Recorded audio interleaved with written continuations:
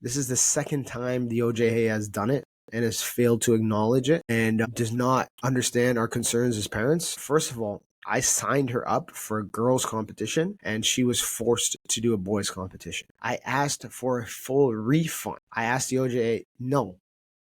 You promised me she was going to compete in a girls' division and you changed it at the last minute and added the boy. You didn't consult the parent.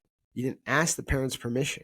You just said, this is how it's going to go. And when I asked for a refund, you're not going to give me a refund. So now you're strong arming me into making my daughter go into an unsafe situation. Now you're strong arming me to potentially have my daughter go against a very aggressive young boy. But it's not the boy's fault.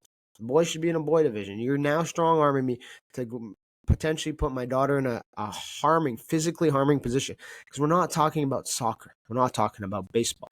We're not talking about sports that you could do co-ed for a little bit because they're a ball sport and they don't. We're talking about a combat sport, a contact sport, a sport where they submit and choke and they're grappling and their knees and their elbows and their heads can collide and the squeeze of the arms and all these different things can go wrong.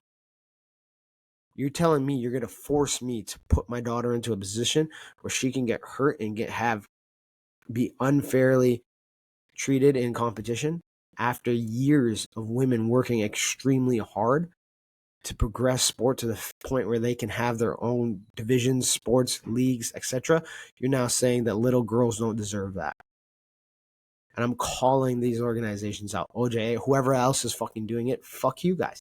That's bullshit. If I wanted my daughter to compete in a co-ed division, I would have registered her in a fucking co-ed division. I didn't.